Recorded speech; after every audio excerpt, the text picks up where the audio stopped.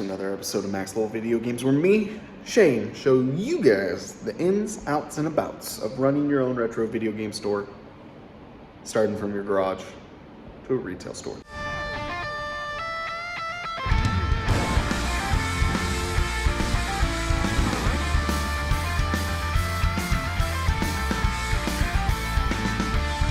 On the eve of the new year, and officially we will be in here for only like 5 months. So pretty much the next couple of months to the year of being in the shop, we're just going to continue on the trajectory we're going. We're going to maintain what we have and continue to grow from there. No big ideas to expand or do anything, hire anyone. There may be some ideas to get some more shelving and stuff, but it's going to be small increments of progression, not a large increment. For right now, we'll see how it goes. Still got a bunch of trade processing that we still got through from yesterday, so we're going to continue knocking out that, probably get some back stock, see what else we can find. PS2, GameCube, collection piece, pretty sure, and getting these controllers, and then the 360 stuff. We are going to get that. The first one I'm going to actually get is that's on the floor. Videos processing right now. These videos have been taking me longer and longer to do because last week my kids were here. But yeah, since last week the kids were here, I was not able to get a whole bunch of videos edited and done, so I'm behind. Switched out Tigger for Mario. Mario sections right here. We got a couple items that we got. Mario is still my favorite. Mario. Good job, to know.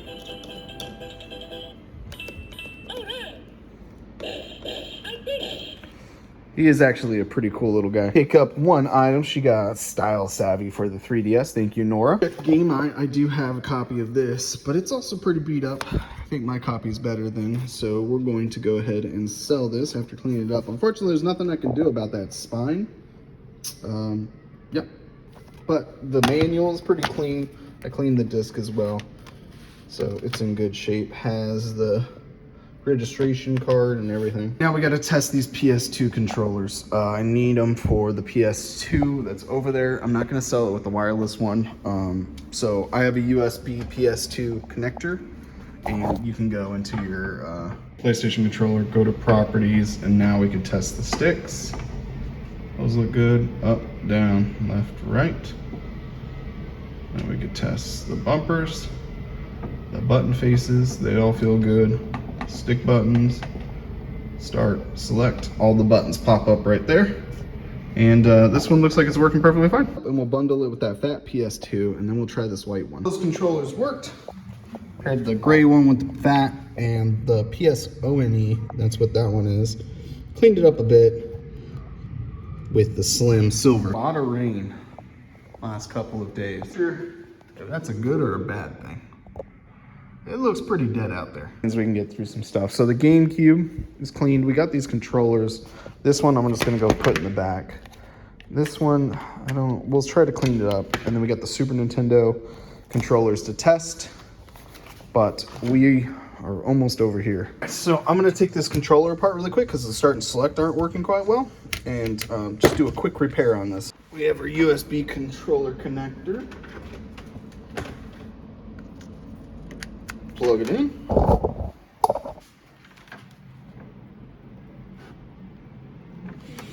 USB, game controller, properties,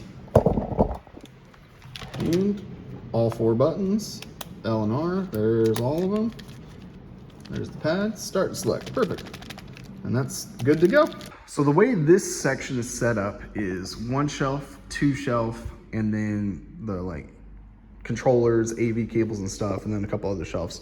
The other way the other ones are set up are shelf, shelf, and then controllers, and then 3 shelves on the bottom. I kind of did the same thing as that one, but there's a lot more peripherals and attachments for the Wii, the GameCube, the Wii U, sensor bar, power, AV, you name it.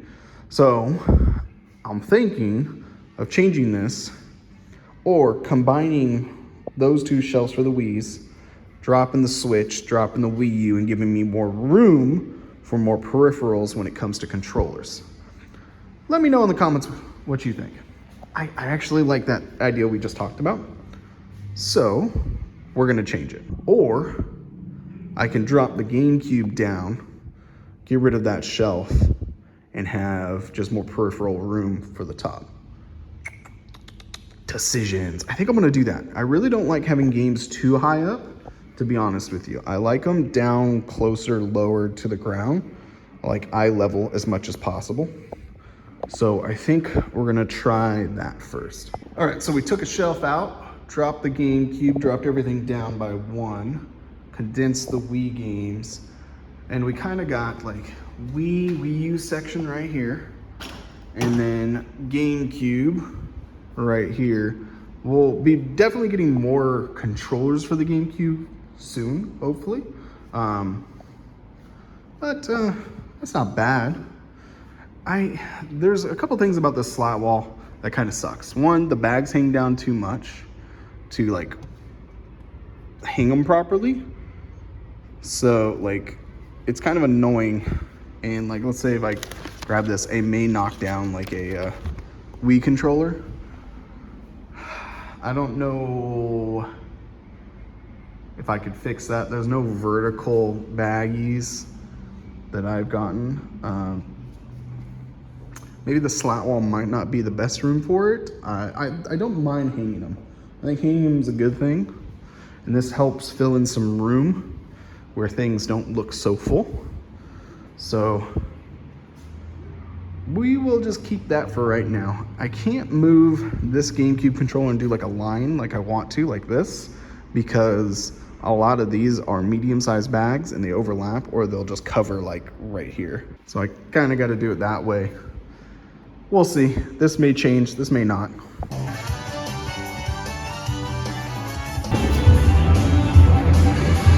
I haven't purchased this yet. This is a backwards compatible PS3.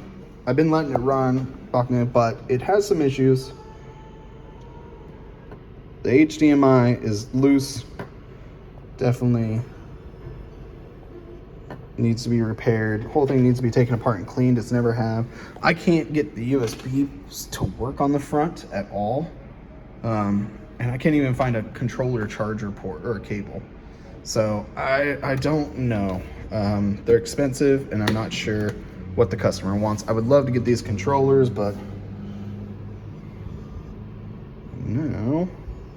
Just have to keep it running. I want to get into a game so I can put some power into the APU and hopefully it doesn't overheat. And we also got this Last of Us Part 2 Collector's Edition. Complete steelbook game, art book, both of them, all the pins, stickers, and of course, the statue. Box is a pretty good shape, has a little ding up here. It's been ripped right there, but I'm gonna clean her up. She's a little dusty. Hopefully that sells pretty fast. So this thing is working. I found a cable for it. I knew I had extra ones, I just couldn't find them. I've been playing Black Ops Zombies for a bit. It's not overheating. I'll probably still have to open it anyways and clean it out. But next, let's play PlayStation 2, and my whole stack of games. All right, we got our stack of PlayStation 2. First was PlayStation game. Looks like it's working. First PlayStation game, dual layer. Looks like it's working. I got the USB. It has power, but it doesn't look like the game system is recognizing it, unfortunately.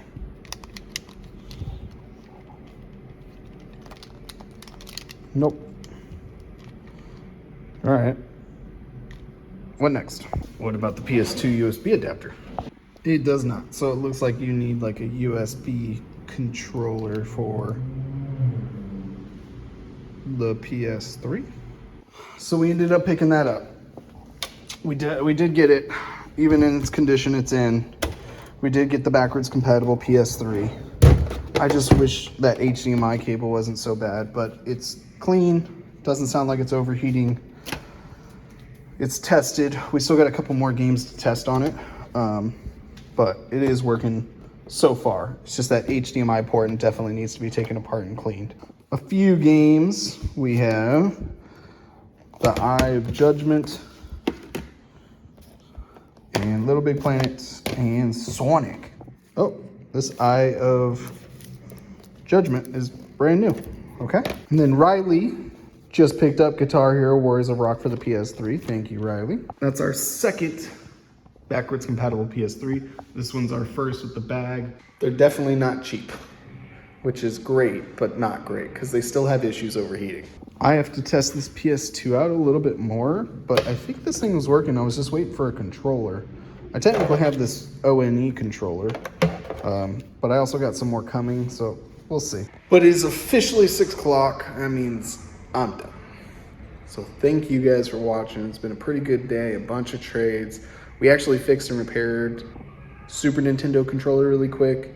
And we also repaired some stuff for customers on the spot. So luckily, because I have experience, I can do that really quick. So a Switch fan was super squeaky, really bad, so we replaced that really quick. Someone had a Super Nintendo that wasn't having power. Luckily, I know the fuse is the problem, so I was able to grab that. But while doing that, I was thinking, man, it would be nice if I just had parts and pieces to pick and grab and repair. What if I do that? So as someone that has a bunch of controllers, pieces, parts, why don't I sell those pieces and parts for people? Instead of giving the controllers to Goodwill, what about taking them apart and just taking the rubbers and the control sticks and all that other stuff? And I thought, why don't I do that? That's a lot of time though. But what would I do with all those parts and pieces? And this was one thing in the garage I was thinking about. It'd be great to have, but I have no room for it. But then I was like, wait a minute, I kind of do have room. I have a whole wall that isn't doing anything. What if we turn this wall into the repair parts and pieces for different consoles and stuff? So power supplies, anything and everything, cables, AV, like everything you can think of should be here available if someone wants to repair, or that we can repair and start having parts. Because we have a whole section that really isn't doing much. It'd be kind of cool to have just a bunch of shelves, or mostly trays or bins or something that can hold that kind of stuff, like shelves for PS2 and everything else. And I could start at least having the repair parts and pieces. And if someone wants it, we can sell it.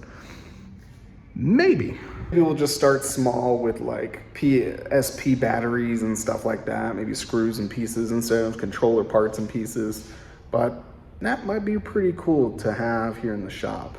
And it's an opportunity for people to start repairing their own consoles, and for me to at least have parts and pieces on hand. So thank you guys for watching. As always, I'll see you next time. Don't forget to level up.